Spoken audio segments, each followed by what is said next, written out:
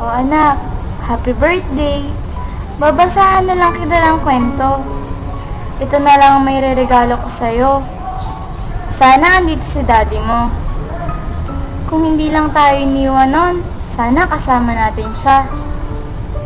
Sana sinuportahan tayo ng mga lolo't lola mo. Hayaan mo anak. Nandito naman ako. Happy birthday!